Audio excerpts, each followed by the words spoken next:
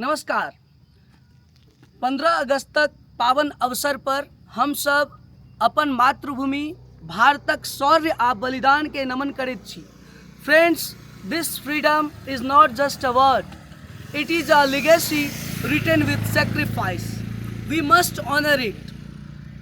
And ई सबटा चीज हमरा सबके सिखाबै छै कि अपन जतऽ रही दुनिया में कतौ रही अपन देश के प्रति अपन मातृभूमि के प्रति सदैव समर्पित रही। कियाकि ई जे आज़ादी छै ई सहज नहीं भेटल अछि।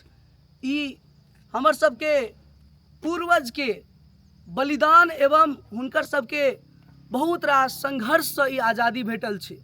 ताहि दुआरे हम समस्त भारतवासी एहि पावन शुभ अवसर पर एकटा चीज कह चाहब कि हम सब अपन कल्चर के विथ प्राइड हम सब एकरा हमेशा विश्व स्तरीय ऊंचाई के छुबाक प्रयास करी। सब गोटे के बहुत बहुत हार्दिक शुभकामनाएं।